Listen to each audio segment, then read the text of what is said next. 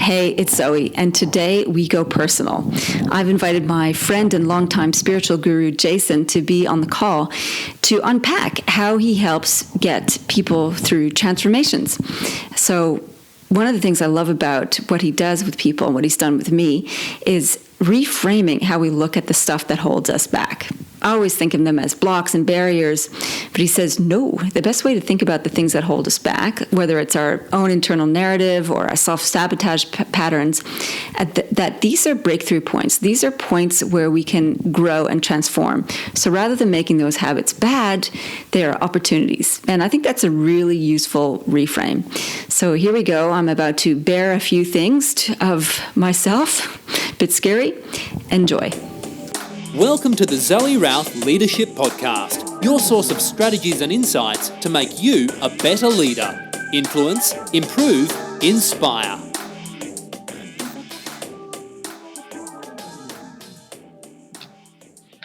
Hi, it's Zoe, and we have a very special guest, and who I have known for a long time. I think I was thinking about this. It must be about 17 years. And his name is Jason Irving. He's a very special dude in my world. He has been my special advisor, healer, spiritual advisor, and friend for all this time. I first met Jason when he was venturing into the healing arts. He was in IT, and then he was becoming a massage therapist. So I went to him for a massage. And Jason has been a learner and a seeker and a very open and receptive person. And he started exploring different modalities of healing. And he's been kind of my secret insider to breakthroughs that I've had in my personal world over so many different things, through my cancer journey, through my business journey, through my professional journey. And I really turn to him for a lot of insider's advice. I don't understand a lot, or all, I should say, of what he does or how it works. I just know that it works. And I've had some pretty interesting experience. So this is kind of like a big moment, like a big personal moment for me to share Jason with everybody, because the work that we do is so personal and powerful. And he's starting to grow his business and take his breakthrough practice to a completely new level. And I think more people need to know about his work. So from healing practitioner to breakthrough specialist, I'm welcoming Jason Irving from Jason Irving Academy. Welcome, Jace. Hey, thanks, Zoe. And that's a great introduction. Embarrassing for me. I'm not used to actually having people having the spotlight on me. I rather direct it the other way, but here we go. Yeah, so it's a bit, it's an exposure moment for both of us, which is really cool. And so probably the first thing I want to point out to everybody, this, if you're listening on the podcast, you won't be able to see this, but behind Jason are these spectacular paintings of geometric images. Can you just talk to those a little bit, because otherwise people can be extremely distracted by these beautiful images. So tell us what they are and how they work with you. Okay. Look, the imagery that I use, the work that I do, I have lots and lots of artwork. Maybe I'll show a little bit more of it. Yeah, it's beautiful. Let me just jump around my rooms. So this is the one that I use. This is the breakthrough, this image here, this particular in the bottom left. The blue pyramid. The blue pyramid called an octahedron, and lots of ones all over the place. And I use these. The work that I do is based on sacred geometry. So when I started working as a therapist, I did this course on sacred geometry in 2003, and it really. Oh, I lost your mic. Hang on. Yeah. Lost your sound there a little bit. Yes. There you go. That's better. Yeah. Okay. So, when I started working with people, I still got this funny sound. Is that on your side or mine? I think it's fixed. It was going in and out, but I think it's good now. Okay, cool. Yeah. So I started spinning all this sacred geometry in my intention when I was working with people, and they would just switch on a dime, and I really didn't know what I was doing half the time. I just worked it out myself. So what I started doing is creating, I must have about 300 or 400 different techniques that I use. So that's why, Zoe, you probably half the time you've gone, I don't know what the hell he's done, but it's worked. And some of the time, I've as I've learnt to share and teach it, it's been that time where I've actually learnt to explain exactly what it is that I do when I'm working, because it is quite unique. All the techniques that I'm going to unearth haven't been explained before. I've looked for them in books, and they're not. No one does the work that I do, and the way that I do it. So I decided to pick one of my shapes, and the easiest one to use is the octahedron, which is the one that breaks people through and gets them to see what they're doing in their subconscious, so they can actually be aware of what they're doing rather than the surface stuff. So when we're living our life, we're quite often running our surface. This is happening our day to day, and our subconscious is actually what is ruling us. So what my job is to do is to get people to become aware of what the subconscious does, to break the gates of that area, so then you can actually really clearly see what's really happening in your life and why you're creating the life that you are. Does that make sense? Yeah. For me, it's sacred geometry meets psychology in some ways, because from a classics, I don't know if this is going to be correct terminology either, but what I understand is that the subconscious controls 95% of our actions. Yes. I read, and that's pretty amazing, because we think we're steering the ship, but there's all this stuff under the surface that is, it's actually driving patterns of behavior. When you think about it, it makes total sense, because we know that we have these goals, say, for example, whatever they might be: build a business, meet a partner, lose some weight, classic 3 major goals. And then we find ourselves self-sabotaging all the time. It's like, I really want this, and then I keep doing this. Yeah. How does that even work? So this is the kind of work that you're talking about, is like getting underneath the surface, which is in the bottom half of the octahedron, or bottom half of the diamond, so that you can get rid of that stuff, flush it out. That's how we do? You flush it out? Tell us a little bit about that. This is a complete difference. This is what is my biggest bugbear, and the way that I work is really unique, is because what everyone is trying to do in helping people is they're trying to fix the very thing that they found.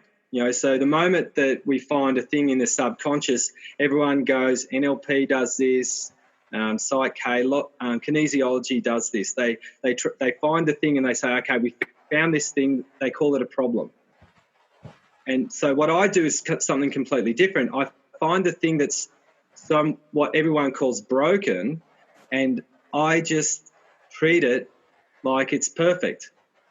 So let's say you, Zoe, have an issue with unworthiness around money, for example, let's say. So what we would do there is we just say, I have an issue with unworthiness, and breathe into that feeling and that sense of what that is. And then you'd be able to find out where that is actually coming from. And the goal, the way that I work, is to be enamored and connected with the subconscious program, because it's just a loop. The moment you beat it up and say, I need to fix it, it actually turns online and gets worse. Oh, you put more attention on it, and it's digging its heels in and saying, yo, don't make me wrong. I'm going to stick this thing out. Yeah, I'm going to really stick it in your eye now and say, right, you're going to have a look at this more closely. So I know one of my subconscious programs, I always wanted to be, have peace. So every time I'd say, I really just need some peace right now, I'd be passionately wanting it, I would create a hailstorm, a thunderstorm everywhere around me, because in my subconscious, I wasn't obviously allowed to have peace. So I actually did this instead. It's okay for me to have thunderstorm and fire burning when I'm after peace, and then peace would arrive. You mean metaphorically, not literally? Metaphorically. Imagine like hailstorms and fires. Like, well, that's pretty amazing creativity. No, it'd be metaphorically. It'd be a mess. Everything would be a mess the moment I would want something that my subconscious would say, okay, if you want this, you're going to have to deal with this first. Right. Okay. So I think that's a good example. What are some other gritty things that people come to that come up in this scenario? Do they start with something they want, or do they start with something they don't want, or both? Usually they're focusing with something that's really stressing them at the time. So it could be, someone came to see me today, and she came in just for an interview, so today, morning interview, and, she'd heard about me. Someone told her a big fat lie. I was great, told her I was awesome. And she sat down and she looked at me and she was, dealing with a whole lot of stress. And I looked at her and I said, "You're really sad right now, aren't you? And you don't like it, right?" And she started to cry, tears pouring down her face. And I looked at her and I said, "It's really okay to be sad right now." The moment I looked right into her eyes and I told her it was okay, she started to laugh for no reason. She switched out of it like that, like a tap turning on and off, and she was completely happy, and she did not know how I did what I did. And it's my little secret sauce, which is to say it's okay for you to be what you are in that moment, and just let that subconscious be understood with no judgment. And then it tripwires. It says it allows that subconscious program to be okay. Once you're okay with it and it's okay with you, it actually stops. Okay. So let's, can we go to a demo of how you use the octahedron? Like you draw the shape all the time. And in the sessions that I've done with you, it's like, let's work this through with the octahedron. Let's, can we do that? Yeah, sure. Let me turn this around. I've got my whiteboard here. Hang on a sec.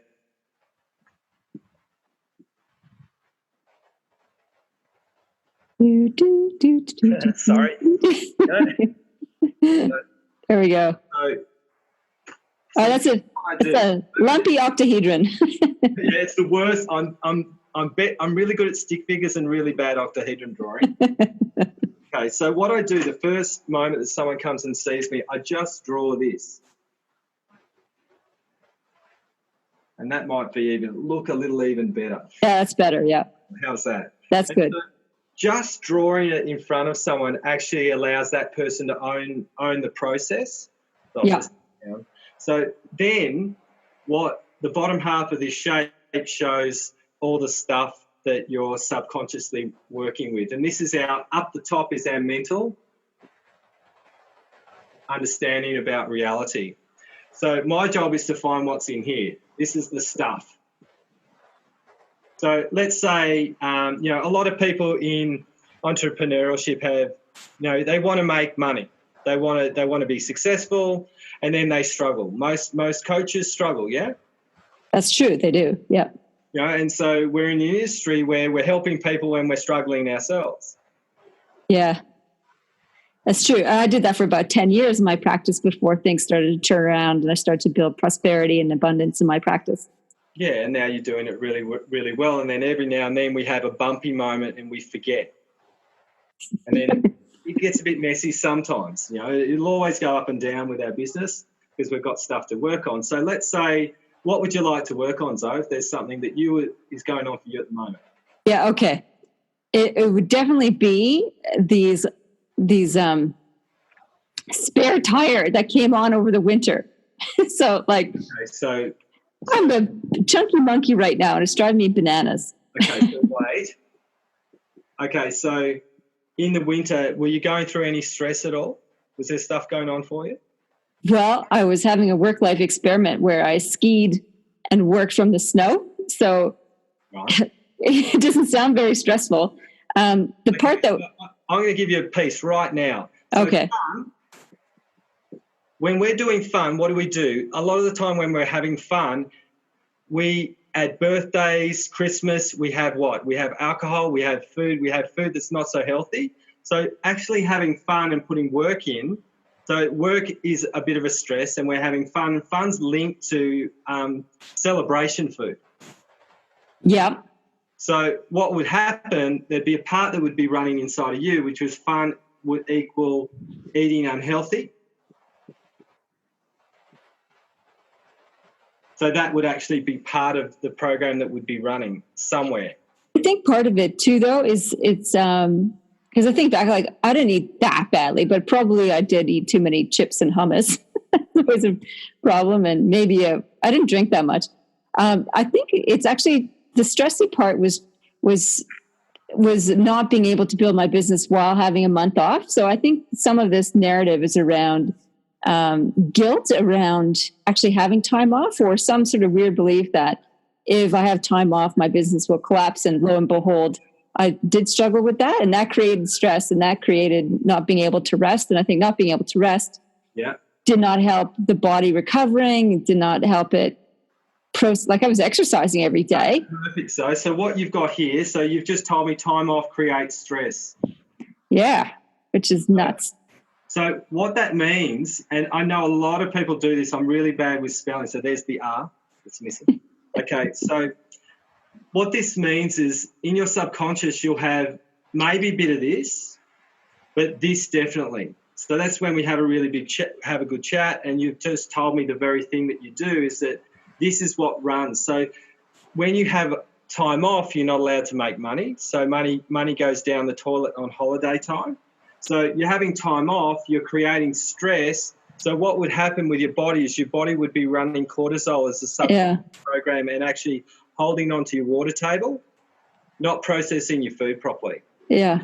Okay, and it'd be really, really simple. So this is what you do. And so what we do is naturally go, okay, time off creates stress. Now, I need to make sure that when I have time off, it's going to be stress-free. But the subconscious doesn't play that game because we've got guilt running. You know, you've just told me you've got guilt running. When you're off work, you're guilty. Yep. So the body's actually got a couple of programs that run in here that are going to create major problems with your health. Health will go down. So what we do in the beginning, especially when I'm starting with people with a breakthrough, so anyone who would be listening to this now, we usually want to have, say, we would find this thing, time off creates stress, and we want time off creates relaxation, right? Yeah, I'd rather have that, thanks. Yeah, we all want that, right? So this is our idea that we want, right? Now, the moment we want time off creates relaxation, we put that in, it actually puts this up on steroids. It pushes this program and says, well, what are you going to do about it? Because the subconscious is so much stronger than the mind.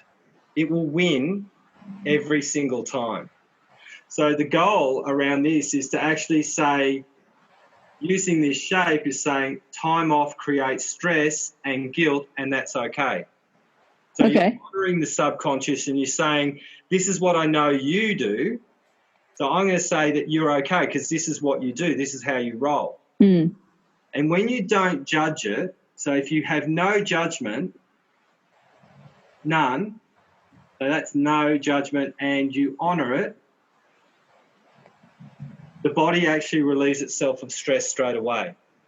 Okay, so I think that's the big piece that's hard is like, how do you not judge a really unhelpful process or a really unhelpful habit? Yeah, and look, that's the hard part because we are taught to fit. Can I turn this around? Are we happy with that? Yeah, that's good. Okay, so we're taught to judge the very thing that's inside of us, you know, our little head loops, the things that we think about that we don't want anyone to know. And we judge them and we don't want anyone to know. And the gift of doing this is it takes a little bit of time because once we start to learn to understand what the subconscious does, because it's just a loop. So what you have to do, see this big brain of yours, you've actually got to take it over to the side and understand you're talking to a program. You're not actually talking, you're not talking to the mind, you're talking to a program that only knows, it's limited in its knowledge. It's only a program that says, when I have time off, I create stress and guilt. That's all it knows. It doesn't know anything other than that. So it's like, I'm thinking like a floppy disk, those old floppy disks. It's like that. Oh, here's the floppy disk. I got it going wrong. I just take it and go, well, that doesn't serve me anymore. It's just a disk. It's just something that got put in there from wherever, and now I can take it out. What do I do with it then? So if you do this perfectly, if you do this really well, you don't need to do anything. It actually it removes the code of programming within your subconscious the moment you become okay with it. So the people that I work with, when they're working with me for a little bit, the key turns, it takes a little bit of time for the key to turn because we're in a fixing model. Okay. We're in a model where the world says you have to fix whatever's broken. So I'm doing something the complete opposite, which is be okay with what's there and stop calling it broken, because if something is broken, there's always going to be something to fix. When you're okay with it being there, it actually erodes itself because you become okay with what you are. Mm. You know, all of us have limitations, all of us, including me. I'm really forgetful. That's one of my limitations. I had an amazing Jason day last week. And so what we do around this is that all we need to do is just let our limitations be okay, and they become strengths, because there's something that comes out of our limitations. I spoke to you about this, Zoe. You know, you care so much about your clients, yes? That's true, yes. Right? So we worked with this ages ago. You had this absolute deep care that you didn't want to make any mistakes for them. You wanted them to win. Yep. And that was creating stress in your body. Yep. So the key was to go, it's okay if they don't win.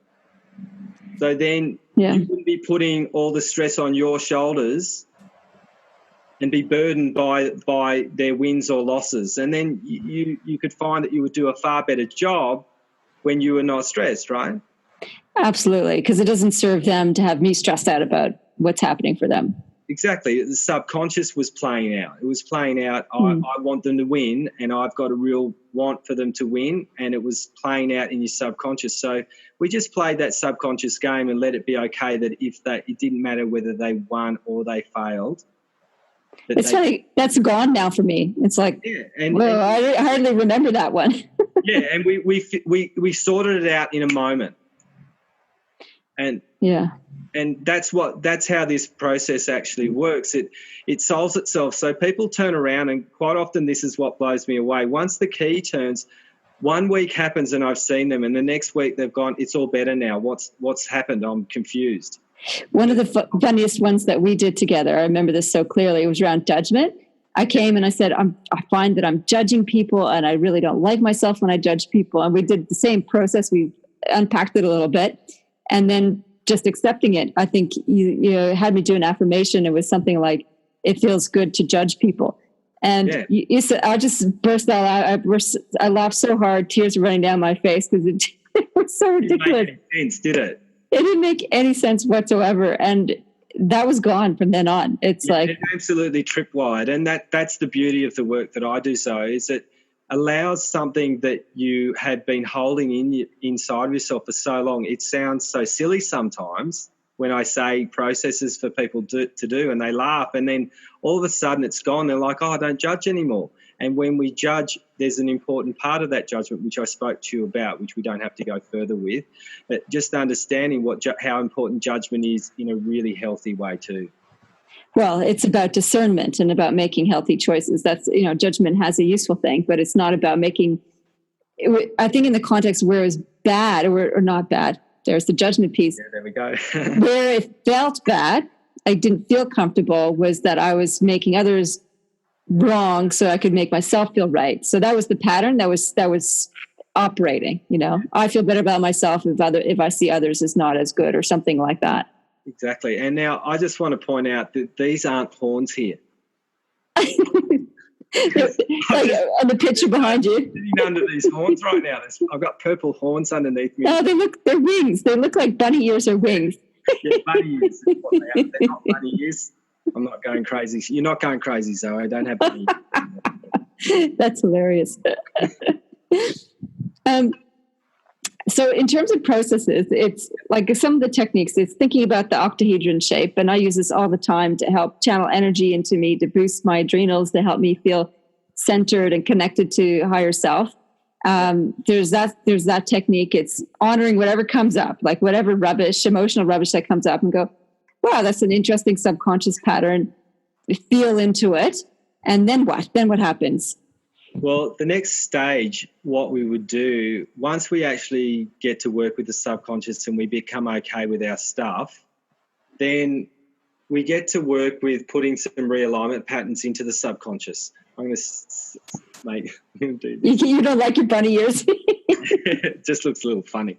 Okay, so what we do is we put a realignment statement into the process. So then we can, once we are okay with our subconscious, it will keep running, and then we've got the opportunity to run something over the top of it with what we do want.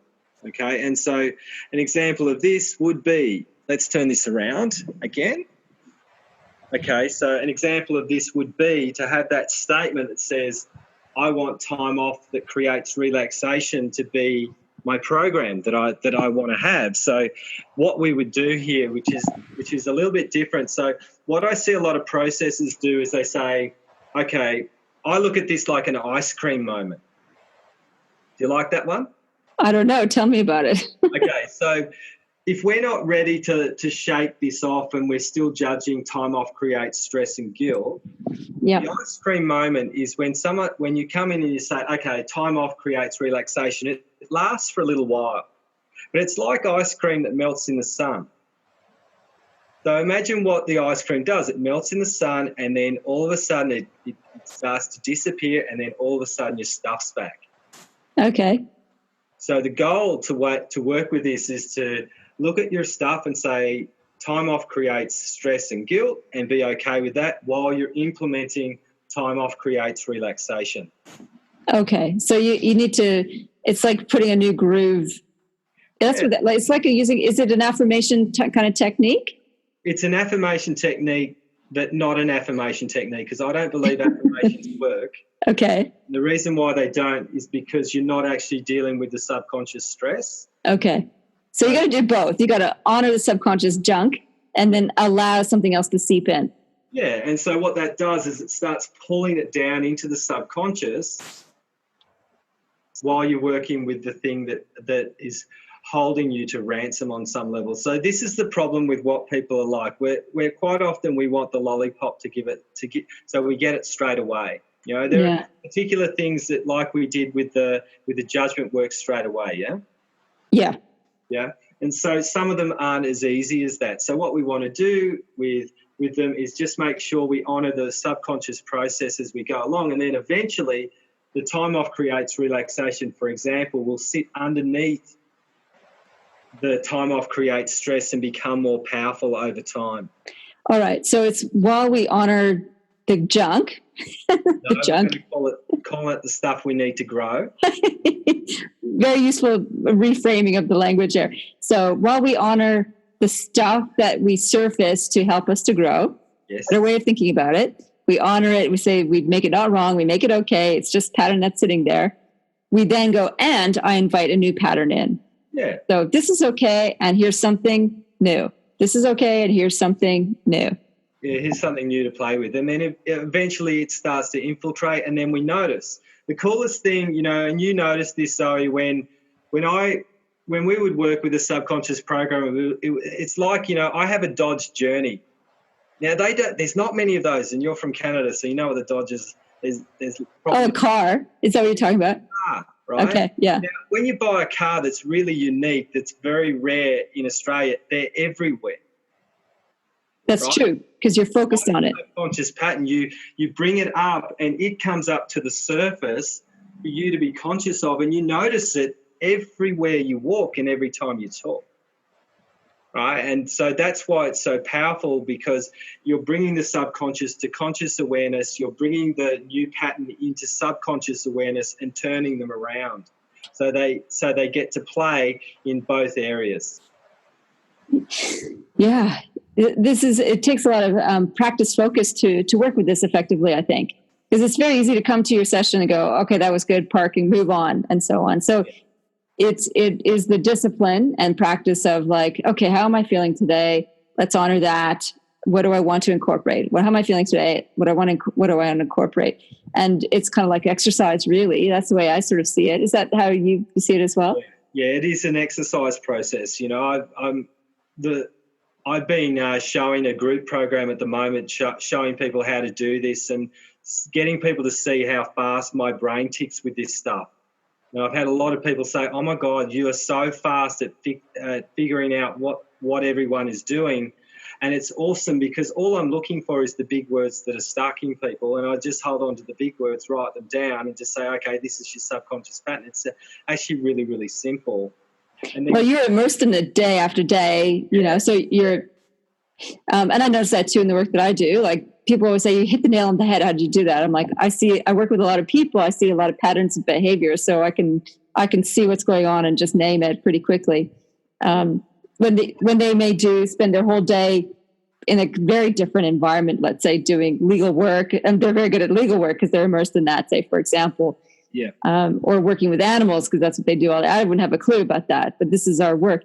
And so the idea is to help people develop the habit and practice of doing some of this work so they can have their own breakthroughs, really. Yeah, and that's the whole point, is that, there'll be times when all of us, including me, I get help from people as well. And it's really important that, we don't do it all.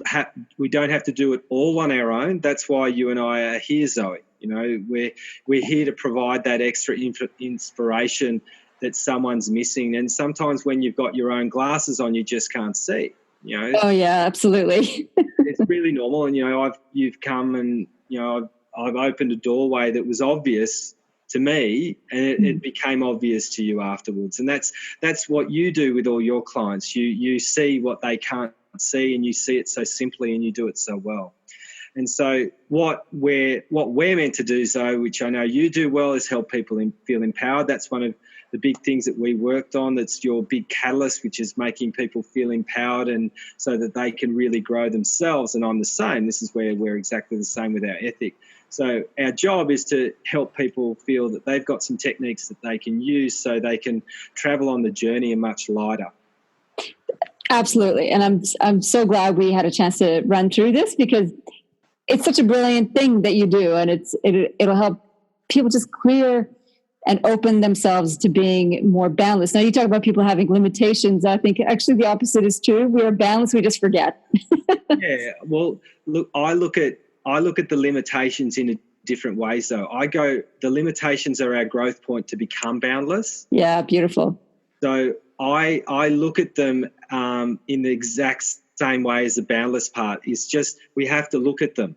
And it's how we look at them to become boundless that's important. Yeah. That's what we forget when we've got our glasses on and everything's hurting.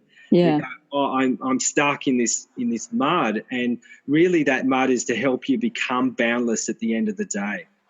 That's fantastic. So if people want to learn more about you and your stuff, it's at jasonirvingacademy.com. Is that the correct URL? Yeah, that's the correct URL. Okay. And I'll put a link to Jason and all his Facebook page and his website in the show notes at zoerouth.com/podcast/Jason. So make sure people can find you. Jason, thank you so much. That was awesome, as usual. Absolute pleasure. And, it's so nice to see you stepping into the place that I know that you're meant to be in as well. So I've said this to you in our sessions, that you're an inspirational woman, and for you to interview me is really special for me too. To see, I've been on your journey right from the beginning, through the hard times, and gotten you through some really difficult times, and indeed, to see you in the space that you're in. You're here to help loads of people, Zoe, and it's nice to throw this spotlight back on me for a change. And I think I didn't feel too uncomfortable today, which is good. Good on you. Your growth point too. You're welcome. Virtual high five. You too. Yeah. Thanks, Jace.